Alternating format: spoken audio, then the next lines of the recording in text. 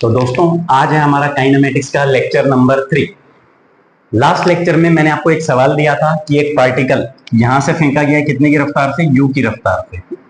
यहां से आपने उसको u की रफ्तार दी थी और 80 मीटर की हाइट पे वो 2 बार था और ये टाइम इंटरवल आपको दिया हुआ था कितना, 6 सेकेंड। ठीक है, ये सवाल मैंने आपको होमवर्क में दिया था। मैं उम्मीद करता हूं आपने सोल्व किया होगा और आप लोग वेट कर रहे हैं कि आंसर टैली हो जाए। ठीक है, तो पहले हम क्या करते हैं, इसको आम जनता का मेथड जो कि ट्रेडिशनल मेथड है, जैसे कि पूरी दुनिया इसको कर ही रही है, उस तरीके से कर लेते हैं। तो आप क्या करो, इक्वेशन ऑफ मोशन बताइए आपको। सेकंड इक्वेशन जो है हम लगाते हैं, वो क्या होती है, s is equal to u t plus half a t square. लगा देंगे, s की वैल्यू डाल दो 80 metre, 80 is equal to u को u लिख दो और t को t लिख दो, माइनस 5t स्क्वायर। देखो a की जगह में माइनस g जो है, मतलब एक्सेलरेशन -10 डाल दिया वैल्यू, तो ये वैल्यू आ जाएगी अपनी, है ना। अब ये क्वाड्रेटिक इक्वेशन बन गई, इसको सोल्व करते हैं।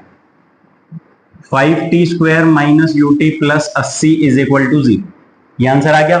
ठीक है सर, ये क्वाड्रेटिक इक्वेशन बन गई, हमें सोल्व करनी आती है, हम कर लेंगे अपने आप। करो, क्वाड्रेटिक इक्वेशन है तो जाहिर सी बात है इसके नंबर ऑफ रूट्स कितने होंगे, 2 होंगे। कितने होंगे, 2 होंगे। तो 2 रूट्स निकालो। t की वैल्यू आएगी सर -b यानी कि u plus minus root b square मतलब u square minus 4ac, 4 into 5 into 80 आ गया 1600 बाई 2a यानी कि 10। हाँ सर ठीक है, यही वैल्यू आएगी। आगे बताओ क्या करना है। अब देखो t की आपके पास 2 वैल्यू आई है, एक u plus root u square minus 1600 by 10, एक u माइनस, तो एक जो u प्लस वाली आई है वो ये वैल्यू आएगी, u माइनस वाली ये आएगी। इन दोनों वैल्यूज का अगर आप डिफरेंस निकालोगे तो वो 6 के बराबर आएगा। अब आप समझो, जैसे मान लो x की 2 वैल्यू दे रखी है आपको, क्या क्या। एक वैल्यू दी है आपको, ऐसा करो, एक वैल्यू मान लो a plus root B by C और दूसरी वैल्यू मान लो a minus root B by C. तो इन दोनों वैल्यूज का अगर आप डिफरेंस निकालोगे, सपोज ये x1 है, ये x2 है, तो इन दोनों का डिफरेंस आएगा 2 रूट बी बाई सी, जो कि आपको 6 सेकंड दे रखा है। यानी 6 सेकंड जो है वो क्या दे रखा है आपको, t2 minus t1, t2 minus t1, और वो वैल्यू आएगी 2 root u square minus 1600 by 10। तो 1 3 काट दो, 30 का square is equal to u square minus, कर लो है ना इतना। इस 6 को ऐसा करो, यहां लिख लो। ठीक है, ये वैसे मिटाने की जरूरत तो नहीं है पर फिर भी बढ़ा दी करके मिटा लेते हैं। तो अब आप क्या करो, ये 1 ये 3 उधर चला गया 30, तो 30 का स्क्वायर हो गया उस तरफ, और इधर कितना आ गया, यू स्क्वायर माइनस 40 का स्क्वायर लिख लो इसको। तो u की वैल्यू आ गई 50 मीटर पर सेकेंड। आपको क्या लगता है कि अगर आप नीट के पेपर में ये सवाल करोगे तो 1 मिनट में आप ये सॉल्व कर पाओगे? चलो मान लिया कर भी पाओगे, तो हमारे पास उससे बेटर तरीका है, आपको मतलब सोचना सीखना है। हमने फ्री फॉल पढ़ा था। एक बात आपको पता है कि यहां से यहां तक 3 सेकंड लगे होंगे, यहां से यहां तक भी कितना टाइम लगा होगा, 3 सेकंड, है ना। तो आप ऐसा समझो, मैं क्या ऐसा बोल सकता हूं, यहाँ पे रफ्तार 0 रही होगी, यहाँ पे भी 0 रही होगी, यहाँ पे रही होगी 30 मीटर पर सेकेंड। भाई हाईएस्ट पॉइंट पे पहुंचने के 3 सेकंड पहले इसकी रफ्तार 30 रही होगी, ठीक है सर। उसके 1 सेकंड पहले कितनी रही होगी, 40 रही होगी, और इस सेकंड में 30 से 40 एवरेज कितनी रही होगी, 35। तो इस 1 सेकंड में चला होगा 35, इससे अगले 1 सेकंड में चला होगा 45 मीटर, यहां रफ्तार कितनी रही होगी, 50 मीटर पर सेकंड। अब आप सोच के देखो, 35 प्लस 45 80 हो चुका है।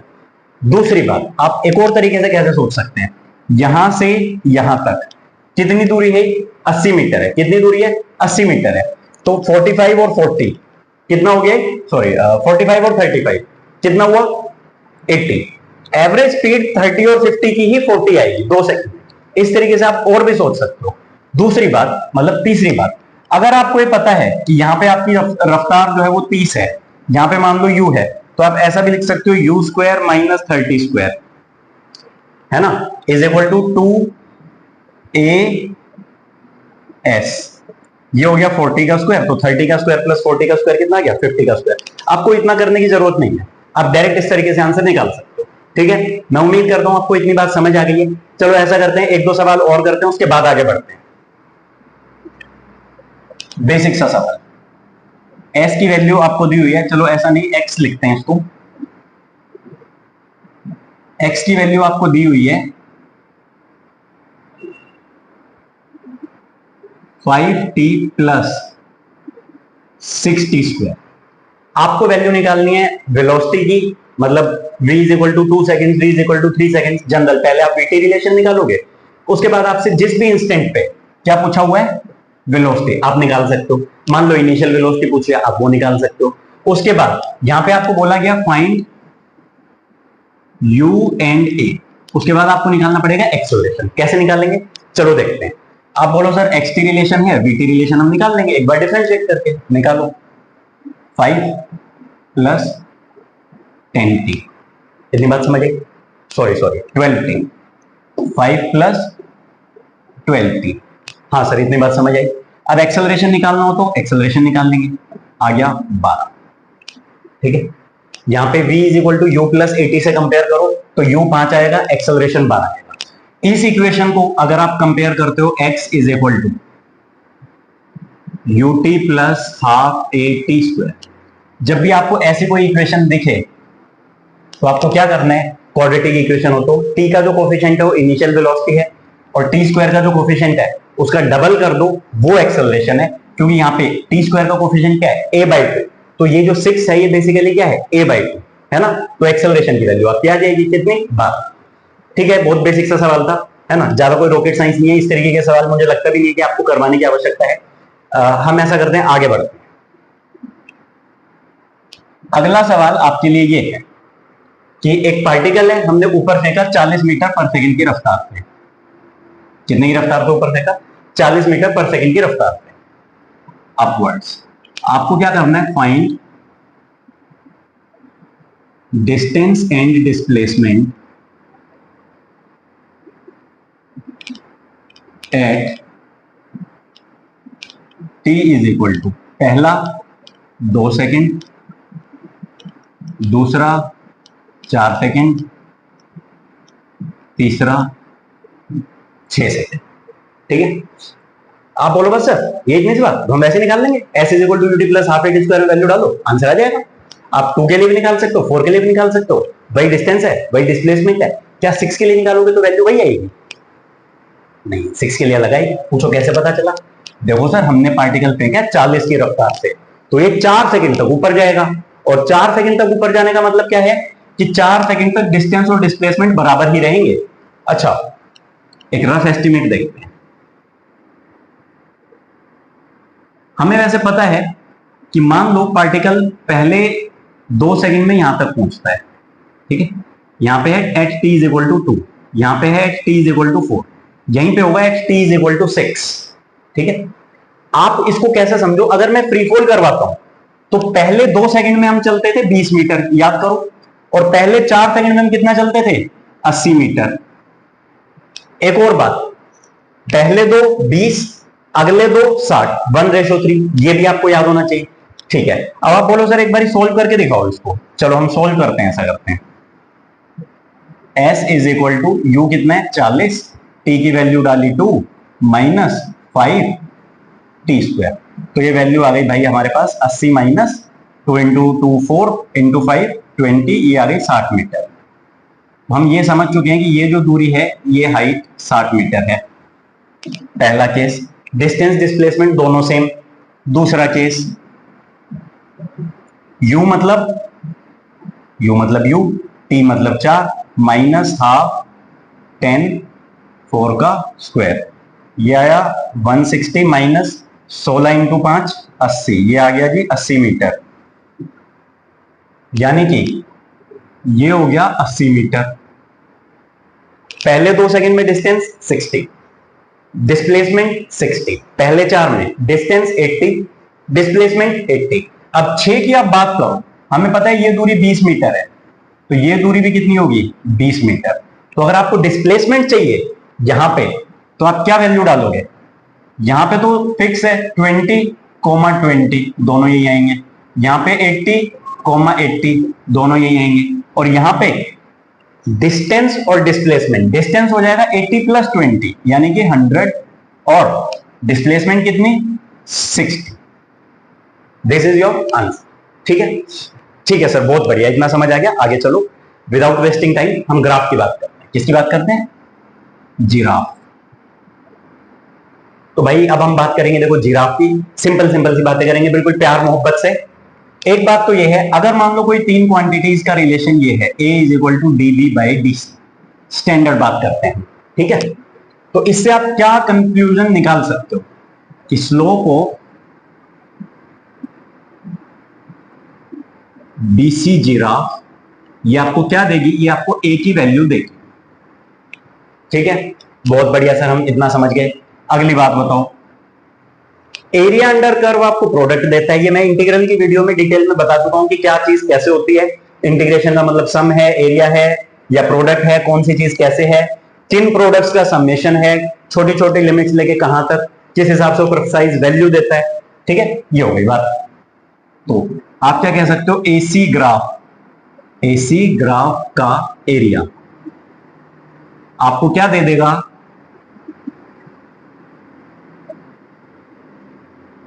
Change in B.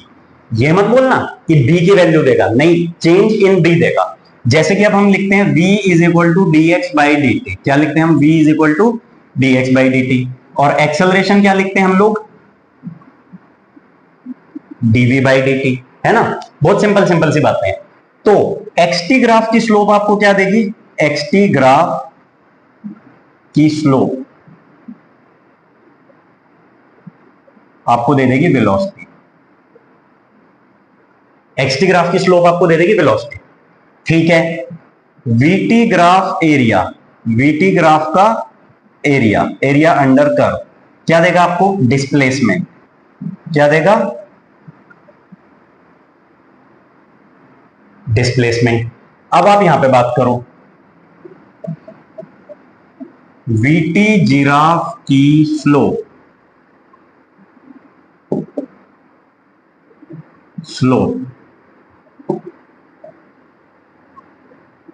VT graph की स्लोप आपको क्या देगी? एक्सेलरेशन। क्या दे देगी? एक्सेलरेशन। और एटी ग्राफ का एरिया, यहीं से लिखते हैं हम, एटी ग्राफ का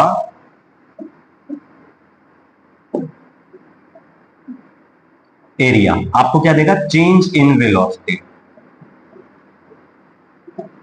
अब देखो, आपको सर यहां आपने डिस्प्लेसमेंट लिखा, वहां वेलोसिटी क्यों नहीं लिखा? चेंज इन वेलोसिटी क्यों लिखा? डिस्प्लेसमेंट का मतलब ही change in value of X है। ठीक है, अगर आप initially x is equal to 5 10 कहीं हो, तो फाइनल वैल्यू अगर आप ग्राफ से निकाल दो तो आपको ऐड करनी पड़ेगी। मैं उम्मीद करता हूं इतनी बात आप समझ चुके हैं। छोटी छोटी बातें, इनका ध्यान रखना बहुत अनिवार्य है, otherwise this can give you अ -1। ठीक है, इतनी बातें हो गई। चलो सर, अब इक्वेशंस ऑफ मोशन की बात करते हैं। और उससे पहले कोई बेसिक बेसिक से ग्राफ मान लो, अगर ये v दिया हुआ है, ये t दिया हुआ है, ऐसा कुछ ग्राफ दिया है, सपोज आपको ये ग्राफ दिया है, ठीक है,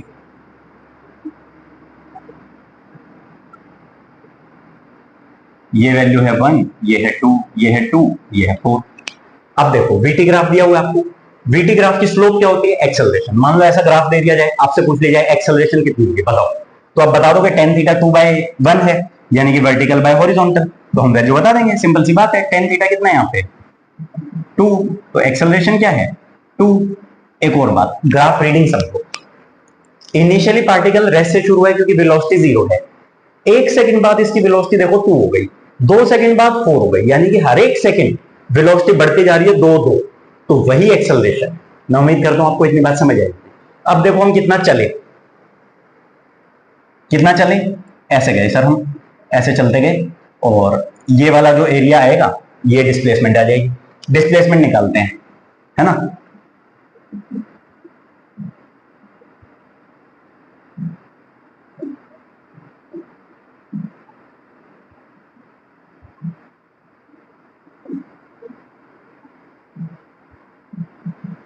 half base into height, half का मतलब हाफ, बेस का मतलब 2 लिख लो, और हाइट का मतलब 4 लिख लो, तो ये आ गया 4 मीटर।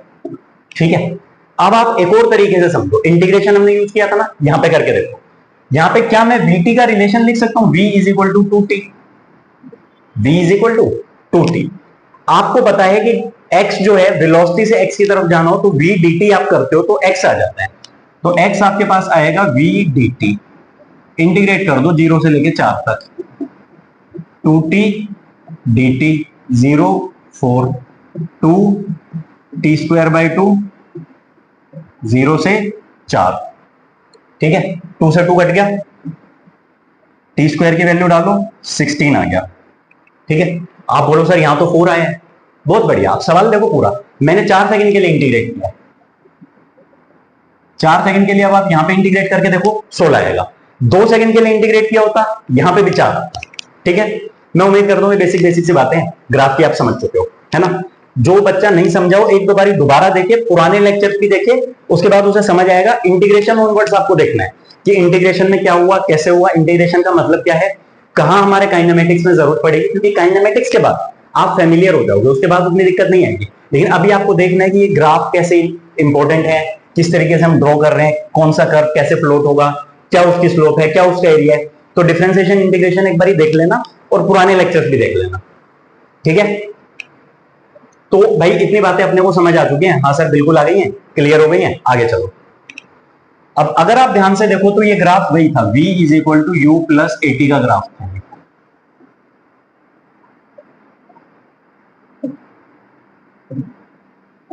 ये v ये t।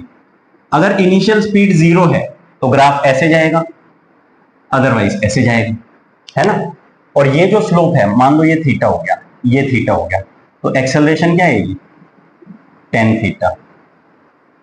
इस केस में एक्सेलरेशन क्या है, कांस्टेंट।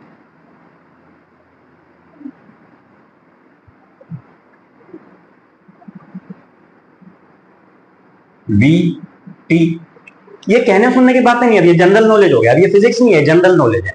देखो यहां पे वेलोसिटी कितनी है, मान लो जितनी भी है c या u लिख देते हैं इसको u, तो u is equal to v, किसी भी इंस्टेंट पे वेलोसिटी चेंज हो ही नहीं है, मतलब कि वेलोसिटी कांस्टेंट है। और अगर वेलोसिटी कांस्टेंट है तो इसका मतलब एक्सेलरेशन 0 है।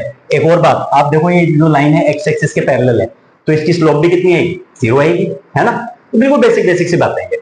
तो हमने वेलोसिटी का ग्राफ देखा, v is equal to u plus a t देखा, ऐसे केस में क्या है, ये है u और tan थीटा क्या है, एक्सेलरेशन। इस तरीके से आप ग्राफ स्केच कर सकते हो, ठीक है। इस पे हमारी काफी सारी बातें हुई है, अब हम आगे चलते हैं। ये हो गया v is equal to u plus a t का ग्राफ। अब हम बात करते हैं, vt ग्राफ हो गए, अब हम बात करेंगे st graph.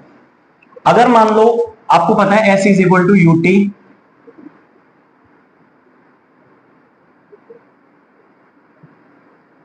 Plus half a t square, आपको पता है कि ऐसा होता है। अगर एक्सेलरेशन 0 है, दो ग्राफ बनाएंगे हम इसमें, पहला एक्सेलरेशन 0, दूसरा एक्सेलरेशन नॉन 0, है ना। नहीं, एक्सेलरेशन कांस्टेंट, नॉन 0 का मतलब कुछ भी हो सकता है। तो अगर एक्सेलरेशन 0 है तो s is equal to ut। ये आप ये बताओ हम इसमें ग्राफ कौन सा बनाएं, क्या हमें xt ग्राफ बनाना चाहिए, चलो xt ग्राफ बना देते हैं। तो रफ्तार बढ़ती हुई जाएगी, रफ्तार क्या है, सॉरी एक्सेलरेशन 0 है तो रफ्तार उतनी रहेगी, डिस्टेंस आपका बढ़ता जाएगा, आप सेम रफ्तार से दूर दूर जाते जाओगे। यानी कि आप देखो पहले 1 सेकंड में आप कितना चले, 5, 2 में 10, तो यानी कि ऐसा।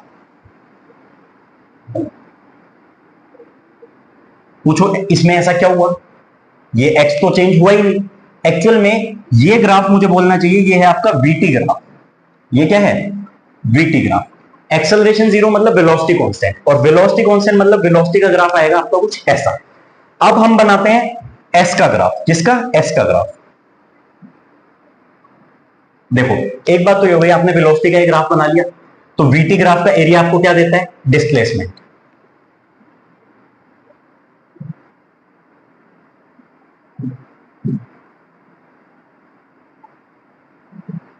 मान लो ये रफ्तार थी आपकी u और t टाइम तक आप चलते गए, तो आप देखो प्रोडक्ट या एरिया कितना आएगा, ut। तो इस केस में s की वैल्यू कितनी आई, ut।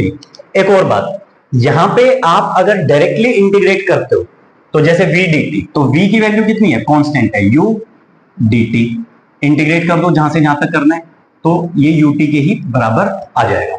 xt की वैल्यू आ गई आपके पास। अब आप एक बात बताओ, टाइम के साथ x की वैल्यू कैसे कैसे बढ़ी, ठीक है, टाइम 1 x5, टाइम 2 x10। इसी का अगर मेरे को xt ग्राफ बनाना है तो मैं कैसे बनाऊंगा, ऐसे बनाऊंगा xt, ये लो, जब ये 1 है ये 5 है, ये 2 है ये 10 है, सॉल्व करोगे तो कैसा आएगा, इसका एरिया निकाल लो, कितना आना चाहिए वो, बोलो बोलो, x की वैल्यू कितनी आएगी, बोलो सर x की वैल्यू आएगी ये वाली आ जाएगी, मतलब x तो आपने ग्राफ निकाला ही है बेसिकली, xt का एरिया आपको क्या देता है, कुछ नहीं देता, तो बस इतना ही करके छोड़ दो इसको। इसकी जो स्लोप है वो आपको वेलोसिटी दे सकती है, यानी कि जैसे सपोज ये है 1, ये है 2, ये है 5, ये है 10, तो dx by dt आप करोगे वेलोसिटी आ जाएगा। तो ये हो गया आपका xt ग्राफ और ये हो गया आपका vt ग्राफ। दोबारा एक बार रिकॉल करते हैं, st ग्राफ बनाया, एक्सेलरेशन अगर 0 है, एक्सेलरेशन 0 है, वेलोसिटी कांस्टेंट है, यहां से आप वैल्यू निकाल सकते हो x की, तो ये क्या आ जाएगी ut, डायरेक्ट इन दोनों को मल्टीप्लाई कर देंगे। अब आपसे xt ग्राफ पूछा है, आप देखो x की वैल्यू लीनियरली बढ़ेगी, कैसे, एक सपोज करो आपकी रफ्तार है 5, 1 सेकंड बाद 5 पे पहुंचे, 2 सेकंड बाद 10 पे पहुंचे, 3 के बाद 15 पे, 4 के बाद 20 पे, तो कांस्टेंट स्लोप आएगी। यानी कि आप ये कह सकते हो st ग्राफ की स्लोप जो कि क्या है, वेलोसिटी, वो क्या आएगी, कांस्टेंट, क्योंकि यहां पे आप देखो x की वैल्यू लीनियरली इंक्रीज हो रही है। ठीक है, अब हम बात करते हैं, अगर मान लो एक्सेलरेशन कांस्टेंट है और नॉन जीरो है, तो इस केस में क्या होगा, एक एक स्टेप आगे बढ़ जाओ, जैसे कि अब जो xt का ग्राफ है वो अब vt का ग्राफ हो जाएगा, vt कांस्टेंट नहीं है, vt, अब आपकी वेलोसिटी इस तरीके से बढ़ती रहेगी और जो स्लोप आएगी vt ग्राफ की वो कांस्टेंट आएगी, जो कि एक्सेलरेशन के बराबर होगी, जो कि एक्सेलरेशन के बराबर होगी। ये मान लो थीटा है, तो tan थीटा क्या आ जाएगा, एक्सेलरेशन, और आपको पता है कि स्ट्रेट लाइन की जो स्लोप है वो क्या होती है, कांस्टेंट, है ना, इतनी बात अपने को समझ आ गई। आगे चलते हैं, इसी का xt ग्राफ देखते हैं। देखो एक बात तो साफ है, क्या बात साफ है, कि अगर वेलोसिटी कांस्टेंट होती तो ग्राफ सीधा चला जाता, जैसे कि ये वाला गया था, लेकिन इस केस में हमारे पास एक्सेलरेशन नॉन जीरो है, मतलब वेलोसिटी कांस्टेंट नहीं है, तो ये ग्राफ कुछ ऐसा जाएगा। अब बोलो सर ऐसा कैसे, ऐसे क्यों नहीं किया, समझो इसको,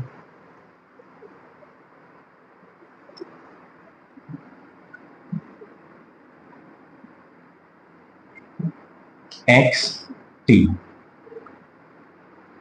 ग्राफ आपका ऐसे जाएगा अगर एक्सेलरेशन पॉजिटिव है, ऐसे जाएगा अगर एक्सेलरेशन नेगेटिव। पूछो कैसे, आप सोच के देखो,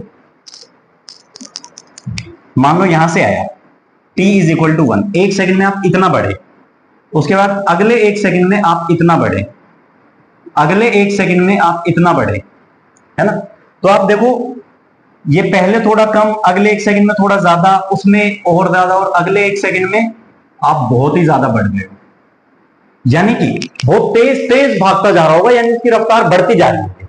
इस तरीके से आप सोचो कि पहले एक सेकंड में कितना गया, बस इतना सा, अगले एक में उससे थोड़ा ज्यादा, अगले एक में उससे और ज्यादा, अगले एक में बहुत ही ज्यादा, यानी कि उसकी रफ्तार बढ़ रही होगी, तभी तो अगले एक एक सेकंड में तेज तेज तेज भागता जा रहा है, दूर दूर दूर जाता जा रहा है। अब इस केस में देखो, पहले एक सेकंड में कितना बढ़े आप, इतना, अगले एक सेकंड में कितना, इतना, उसके अगले एक सेकंड में थोड़ा सा, यानी कि पहले एक सेकंड में आप ज्यादा तेज दौड़े थे, अगले में थोड़ा धीरे दौड़े, कम चल पाए, यही कहानी यहां पे हो रही है। ठीक है, मैं उम्मीद करता हूं आपको बेसिक बेसिक बातें ग्राफ की समझ आ गई होंगी।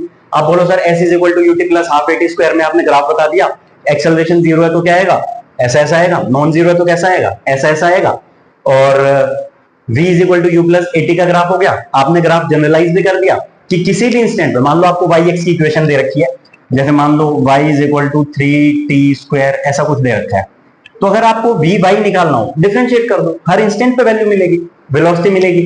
एक्सेलरेशन चाहिए तो आपको पता है कितनी आएगी, 6 आएगी, है ना, दो बार डिफरेंशिएट भी कर सकते हो, हाफ एटी स्क्वायर से कंपेयर भी कर सकते हो। तो इस तरीके की बातें हैं, बेसिक बेसिक सी बातें हैं, आप लोग थोड़ी प्रैक्टिस कीजिएगा तो आपको समझ आएगा और अच्छे से। अब आप बोलो सर लगे हाथ एक थर्ड इक्वेशन ऑफ मोशन है, जो कि है v square minus u square is equal to 2as। लगे हाथ इसका भी ग्राफ बता ही देते एक बार। आप ऐसा करो, इसको ऐसा इस फॉर्म में लिख दो, 2as प्लस यू स्क्वायर। अब इसको लिख लो y is equal to M X plus C. ये y ले लो, ये x ले लो, यानी कि यहां पे y और x से मेरा तात्पर्य यह है बेसिकली v स्क्वायर, सॉरी ये आ गया x, और x मतलब s, आप कुछ भी लिख लो उससे कोई फर्क नहीं पड़ता। तो ये अगर मान लो ऐसा कुछ है तो ये वाली वैल्यू आएगी यू स्क्वायर, और ये जो इसकी स्लोप है, इसकी जो स्लोप है वो स्लोप आपके पास में आएगी 2a। मैं उम्मीद करता हूं ये इतनी बेसिक बेसिक सी बातें हैं आपको सारी समझ में आ गई होगी। ठीक है, अब हम क्या करते हैं, ग्राफ पे कुछ सवाल करते हैं, बेसिक बेसिक से सवाल करते हैं। एक पार्टिकल है, ऊपर फेंक दिया हमने, कितने की रफ्तार से फेंके, चलो 40 की रफ्तार से ऊपर फेंक, 40 मीटर पर सेकंड की रफ्तार से हमने एक पार्टिकल ऊपर फेंक दिया। आपको उसके ग्राफ बनाने, ड्रॉ, जाहिर सी बात है ऊपर गया तो नीचे भी आ जाएगा, 4 सेकंड ऊपर जाने के 4 सेकंड नीचे जाने के। आपको बनाना है 80 graph VT graph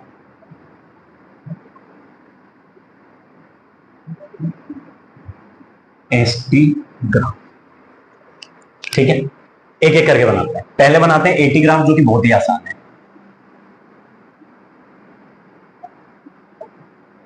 A T, 80 मतलब एक्सेलरेशन टाइम ग्राफ। एक्सेलरेशन कितनी होगी, ऊपर फेंका नीचे आ गया, तो एक्सेलरेशन तो ग्रेविटी के बराबर थी। ये हमने बना दिया 8 सेकंड तक, इन सेकंड्स। तो 8 सेकंड तक एक्सेलरेशन हमारी फिक्स है, कितनी रही थी, -10 मीटर पर सेकंड स्क्वायर। खत्म बात। 80 ग्राफ में तो कोई मसला था ही नहीं। 80 ग्राफ तो बहुत आसान था, एक्सेलरेशन कितनी होगी, ग्रेविटी के बराबर। पर आपको ध्यान रखना है कि -10 बनाओगे आप, +10 नहीं। अब वीटी की बात करते हैं। वीटी पहले समझो कैसे बनाओगे। 40 की रफ्तार से ऊपर फेंका, 1 सेकंड बाद 30, 20, 10, 0, फिर वापस आएगा 10, 20, 30, 40, खत्म। इधर बना लेते हैं।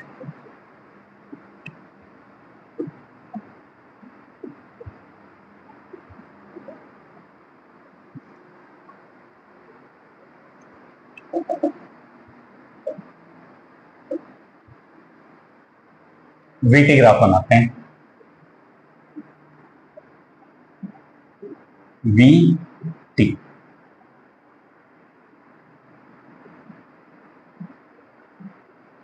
यहां पे वेलोसिटी कितनी आ जाएगी, -40। यहां पे कितनी आएगी, 40।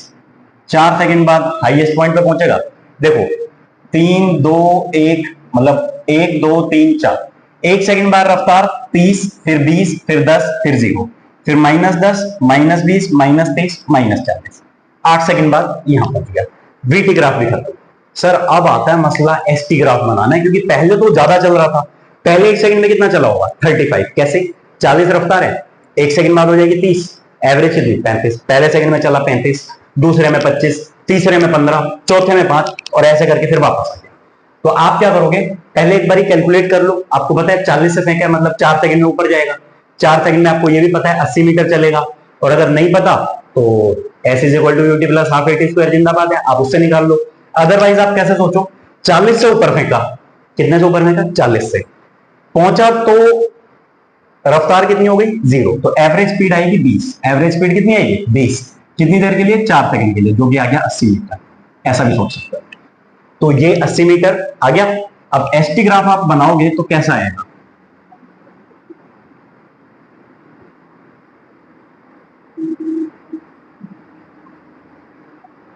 ये है भाई 80 मीटर,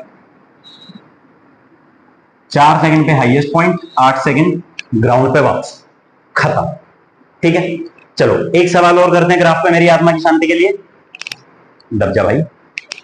चलो अगला सवाल आपके पास ये है, ये बड़ा वीवीआईपी सवाल है, काफी सारे कॉम्पिटेटिव एग्जाम से पूछा गया है, और जब भी आप काइनेमेटिक्स के ग्राफ पढ़ोगे तो ये सवाल किया ही जाता है। यहां तक का टाइम आपको दे रखा है t,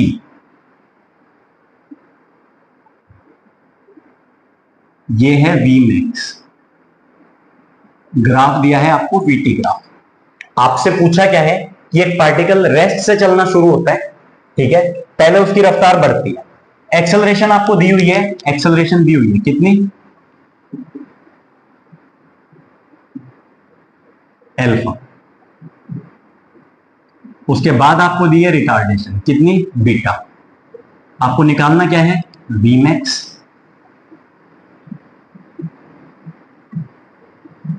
और डिस्प्लेसमेंट। ऐसा क्या एक्सेलरेट होते हुए, डी एक्सेलरेट होते हुए रुक गया। आपको ये दो बातें बतानी है, वी मैक्स और डिस्प्लेसमेंट। कैसे बताओगे, बताओ। सबसे पहली बात तो ना आपको ये दिया हुआ है कितनी देर तक एक्सेलरेट हुआ, ना ये दिया है कितनी देर तक डी एक्सेलरेट हुआ, ठीक है। इस सवाल को ट्राई करेंगे आप वीडियो को पॉज करके, उसके बाद आप दोबारा देख सकते हैं सॉल्यूशन। देखो चलो चर्चा करते हैं इस पे। ऐसे गए ऐसे, यहां पे एक्सेलरेशन थी अल्फा, यहां पे एक्सेलरेशन थी बीटा। मान लो ये टाइम था t1, ये टाइम था t2, तो अल्फा क्या होगा, अल्फा मतलब acceleration, change in velocity by time. क्या इसे हम लिख सकते हैं v max by t1। Similarly beta को आप लिख सकते हो v max बाय t2। हाँ सर बहुत बढ़िया, इतना तो हम लिख ही देंगे। उसके बाद आपको पता है t इज इक्वल टू क्या है, t1 प्लस t2, यानी कि t1 की जगह आप क्या लिख दोगे, v max by alpha, v max by alpha, ऐसे ही t2 की जगह v max बाय बीटा। इतना आप लिख पाओगे स्वयं, ठीक है सर लिख पाएंगे। अब v max कॉमन ले लो, 1 by alpha plus 1 by beta, ये लो v max कॉमन ले लो, 1 by alpha plus 1 by beta, जो कि हो जाएगा alpha plus beta by alpha beta. इसे इधर ले आओ, alpha beta t by alpha plus beta is equal to v max। कितना है, v max, ठीक है जी, इतना हो गया, समझ आ गया अपने को बहुत अच्छे से, आ गया सर v max। अब बताओ डिस्प्लेसमेंट कैसे निकलेगी।